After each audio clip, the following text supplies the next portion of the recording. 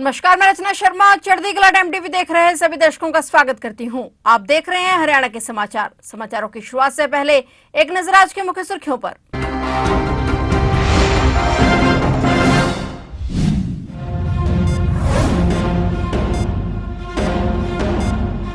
आज रोहतक में भगवान परशुराम जयंती समारोह का आयोजन। सीएम नायब सैनी ने जयंती समारोह में की शिरकत। मंच पर मुख्यमंत्री सैनी के साथ पहुंचे कई गणमान्य।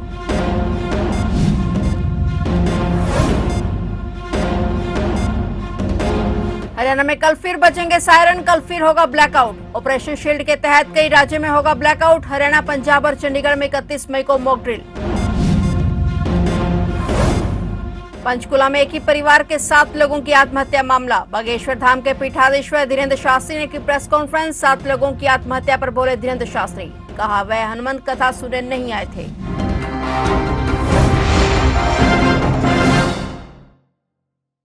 और अब समाचार विस्तार से।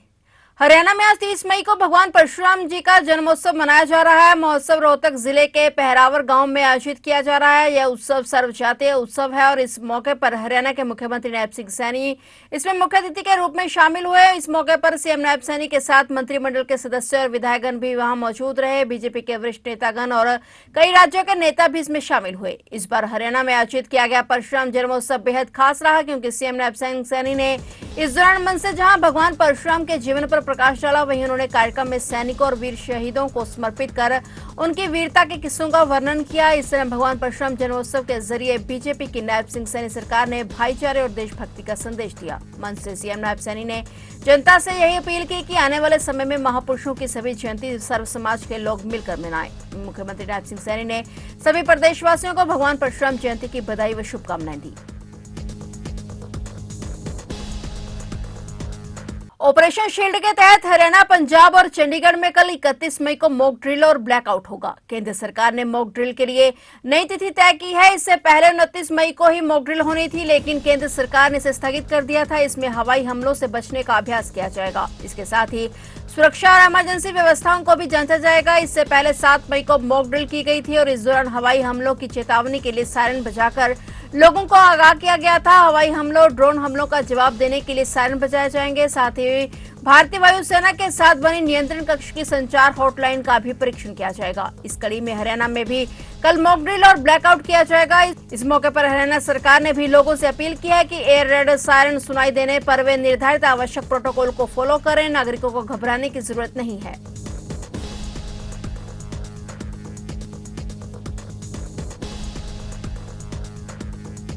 पंचकुला में एक ही परिवार के 7 लोगों ने जहर खाकर आत्महत्या कर ली थी। मामले में बागेश्वर धाम की चर्चा के बीच अब बागेश्वर धाम के पीठाधीश्वर धीरेन्द्र शास्त्री ने प्रेस कॉन्फ्रेंस कर पंचकुला में इस पूरे परिवार की आत्महत्या मामले में चुप्पी तोड़ी है। धीरेन्द्र शास्त्री ने प्रेस कॉन्फ्रेंस कर कहा कि 7 लोगों की दर्दनाक मौत हो गई और इस घटना का कथास्थल से जोड़ा गया है। कहा गया है कि पंचकुला सेक्टर 5 में कथास्थल से मृतक परिवार कथा सुनकर गया था, जबकि उनकी मौत शाम 7:30 से 10 बजे के बीच हुई है। उन्होंने कहा कि इस मामले में पंचकुला पुलिस से भी उन्होंने सारी जानकारी ली और इसके बाद अब उन्होंने प्रेस कॉन्फ्रेंस की है और इसमें जानकारी दी है। धीरेन्द्र शास्त्री ने पत्रकारों को बताया कि आत्महत्या करने वाला परिवार कथा सुनने पहुंचा ही नहीं था।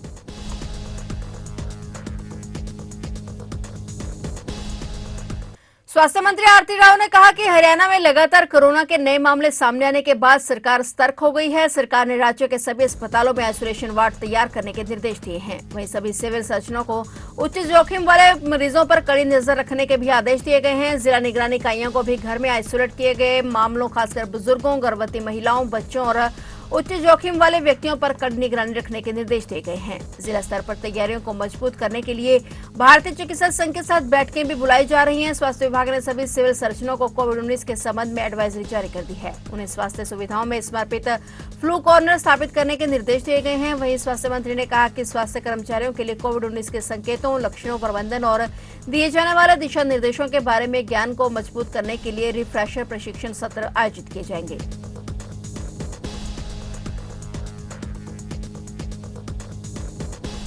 आज जिन में दो अलग अलग सड़क हादसों ने पूरे क्षेत्र में हड़कंप मचा दिया। इस घटना में एक युवक की जान चली गई, जबकि दूसरे हादसे में एयरबैग्स ने दो लोगों की जान बचा ली। जिनमें गोहाना रोड जेल के पास एक तेज रफ्तार कार ई रिक्शा को बचाने की कोशिश में अनियंत्रित होकर पेड़ से टकरा गई। टक्कर इतनी जोरदार थी कि कार के परखच्चे उड़ गए। कार में सवार 3 लोगों की जान हवा में एयरबैग खुलने की वजह से बच गई। हादसे के बाद चालक और अन्य लोग मौके से फरार हो गए। पुलिस ने मामले की जांच शुरू कर दी है। वहीं दूसरा हादसा जिनकी भिवानी रोड पर फ्लाईओवर के पास हुआ। एक तेज रफ्तार कार ने गलत दिशा से आकर बाइक सवार को जोरदार टक्कर मार दी। टक्कर इतनी भीषण थी कि 24 वर्षीय बाइक सवार विकास फ्लाईओवर से नीचे गिर गया और उसकी मौके पर ही मौत हो गई। बाइक के भी परखच्चे उड़ गए। हादसे के समय विकास अपने परिवार के किसी सदस्य को छोड़ने जा रहा था। मृतक विकास 4 बहनों का इकलौता भाई था और सेटरिंग का काम करता था। पुलिस ने दोनों हादसों की जांच शुरू कर दी है। पकड़े गए व्यक्ति से पूछताछ की जा रही है और फरार आरोपियों की तलाश जारी है। पुलिस ने कार चालकों के खिलाफ सख्त कार्रवाई का आश्वासन दिया है। बसई में एक फैक्ट्री में गैस रिसाव होने के कारण करीब 1 दर्जन लोग घायल हो गए। सूचना मिलते ही प्रशासनिक अधिकारियों सहित पुलिस मौके पर पहुंची। घायलों को लोगों ने अस्पताल में भर्ती कराया, जहां प्राथमिक उपचार के बाद उन्हें अस्पताल से छुट्टी दे दी गई। मामले की सूचना मिलते ही सेक्टर 9 थाना पुलिस मौके पर पहुंची। पुलिस ने मामले की जांच के उपरांत केस दर्ज कर लिया है। पुलिस के मुताबिक गांव बसई के रहने वाले महेश ने पुलिस को दी शिकायत में कहा कि गाँव में एक कंपनी है और इस कंपनी में केमिकल का उपयोग होता है। अक्सर इस कंपनी में केमिकल और गैस का रिसाव होता रहता है। उन्होंने पुलिस को बताया कि इस फैक्ट्री में हो रहे केमिकल और गैस के कार्यों को लेकर पहले भी वह कई बार विभागों में शिकायत दे चुके हैं, लेकिन अधिकारियों ने कोई कार्रवाई नहीं की। आज जब गैस रिसाव के कारण लोग बीमार हुए तो प्रशासन हरकत में आया है। मामले की शिकायत पुलिस को दी गई है। थाना प्रभारी ने बताया कि मामले में शिकायत के आधार पर अस्पताल में भर्ती लोगों को मेडिकल दस्तावेज प्राप्त किए हैं, जिसके बाद अब भारतीय न्याय संहिता की धारा 125, 280 के तहत केस दर्ज कर जांच शुरू कर दी गई है।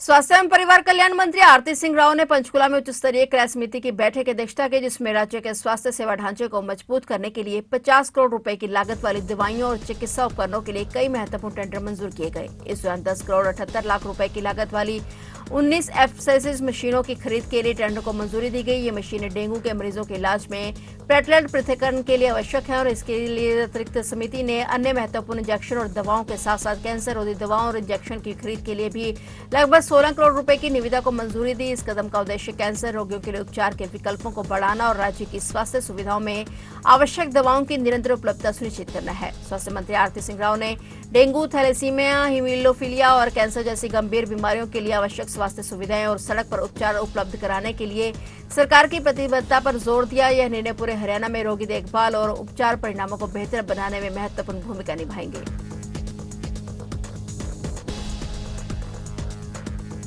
हरियाणा के हिसार के सात रोड रेलवे स्टेशन एरिया में एक नाबालिग छात्र ने अपने पूर्व सहपाठी 10वीं के छात्र दीक्षित को गोली मारकर हत्या कर दी। आरोपी ने अपने दादा की लाइसेंसी धुनाली से 2 फायर किए, जिनमें से एक छात्र के पेट में और दाएं हिस्से पर लगी। सूचना मिलते ही राजकीय रेलवे पुलिस और फोरेंसिक एक्सपर्ट की टीम ने मौके पर पहुंचकर साक्ष्य जुटाए। इससे पहले परिजन दीक्षित को निजी अस्पताल ले गए, जहां चिकित्सकों ने उसे मृत घोषित कर दिया। इस मामले में देर रात तक केस दर्ज नहीं किया गया था। दोपहर बाद रेलवे पुलिस ने आरोपी को अपनी रिक्शा में ले लिया है और जीआरपी थाना प्रभारी विनोद कुमार ने बताया कि मूल रूप से चरखीदादरी के गांव झुंझर के निवासी और हाल सतरोड के पास स्थित न्यू मस्ताद कॉलोनी में रहने वाले सेवानिवृत्त सैन्यकर्मी प्रकाश का बेटा दीक्षित, जो कि 14 साल का था, करीब 6:30 बजे स्कूटी पर दूध लेने के लिए घर से निकला था और इसी बीच उसके पूर्व सहपाठी ने फोन पर बुला लिया और वह बाइक लेकर दीक्षित के साथ ही रेलवे स्टेशन पर मालगाड़ियों के लिए बने लोडिंग पॉइंट पर पहुंचा। यहां दोनों ने अपने वाहन खड़े किए और कुछ देर तक बातचीत की। इस दौरान दोनों में हाथापाई हुई। तैश में आकर आरोपी छात्र बाइक पर टंगे बैग में रखी डोंगा बंदूक निकाल ली और उसने हवाई फायर किए। बचाव के दीक्षित भागने लगा तो आरोपी ने दूसरी गोली चलाई, जो उसके पेट के दाएं हिस्से में लगी। दीक्षित लड़खड़ाकर वहीं गिर गया और इसके बाद आरोपी छात्र बाइक लेकर भाग गया। परिजनों ने आरोप लगाया कि आरोपी छात्र उसके रंजिश में दीक्षित की जान से मारने की धमकी दे रहा था।